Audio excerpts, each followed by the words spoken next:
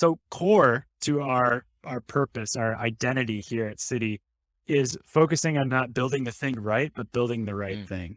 And Josh is kind of our leader of the team here. I'd love to hear you talk a little bit about what that means and how that relates to the work and the process and the value we create for our Yeah, clients. no, it's a great question, and I came up with that when I my background is an engineer, so I grew up like thinking about, if you think about an engineer, what is their job?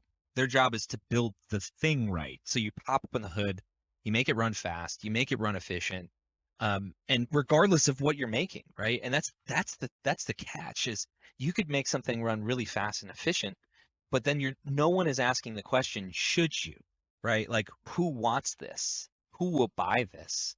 And that's really the kicker of the difference between building the thing right and building the right thing. So building the right thing, I would say, not only pop open the hood, make it run fast. Let's say someone put a Ferrari engine inside of a smart car, which is like this tiny little box. Like, I'm pretty sure that demographic is not going to want to buy like a really beefy car in a smart car. They're probably thinking that's not a muscle car at all. So pretty sure that demographic would not sell well, so or in a van or something. So that's where it's Right. pivotally important that we're building the right thing and that we're looking to the market to understand what to build. And I think you and I were talking today, Kyle, about this. And I think one of the things that one of the people, as I worked in Silicon Valley, one of our investors had mentioned to us, which is like a pivotal concept, is really out of building the right thing is lean startup. And so we'll talk a little bit more about lean startup later, but I think the best way, if you think about a visual image of building the right thing, a lot of people think building the right thing is a straight line. They have it in their head, the idea, and if you have a limited amount of string, if you consider a line the string, you've got a limited amount to actually go to a destination. So let's just say it's 3 feet, whatever length that is, it's finite. So you draw that line and they think it's point A, point B, you're done. And so that's the fallacy, because they think it might be, building the right thing is down here, but they take one shot and they go all the way down to that line and they realize only then when they get to that point that, shoot, it was probably more up here. And so what we like to do is we like to take small shots, right? Experimentation, validation, to say, oh, we're going the wrong direction. Let's pivot up. And we have still a finite amount of that string. It just allows us to learn faster, pivot quicker, and be able to build the right thing. Yeah. And it's respectful of the resources we have available. Like, and I love that illustration because it's talking about, well, we've only got 3 feet of string. And there's a constraint there of, okay, well, we've only got 3 feet and we don't have unlimited rope here that we can just constantly be like, oh, okay, we missed it and we're just going to go back over here. And I think that's one thing that clients kind of miss. They understand that they have a budget, but usually what they're trying to do is just try to get under the budget so that they can, survive to the next quarter or have something for another project. And the reality is we want to be respectful and recognize that that is a constraint that we need to work creatively with.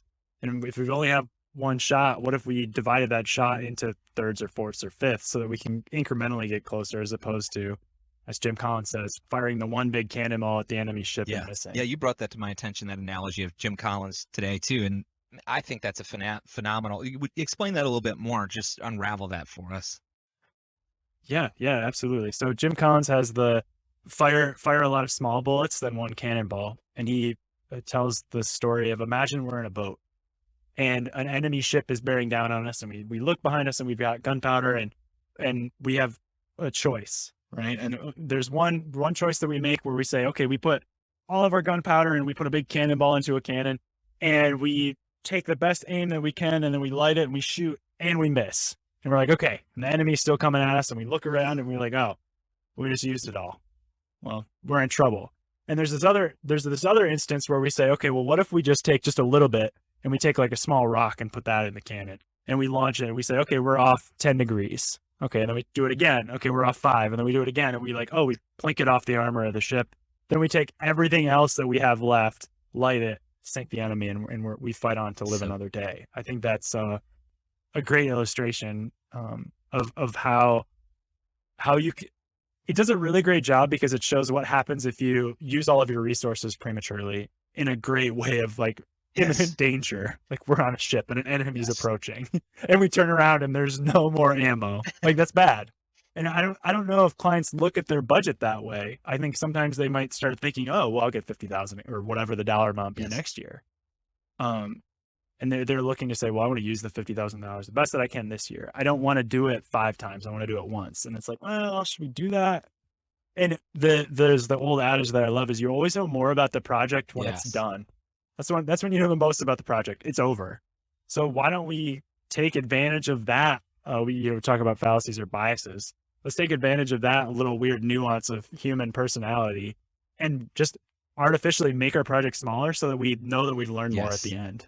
And then we take that and then fold that into the next one and into So the next good. one. Incremental learning, increase the speed of learnings. Mm. That's great.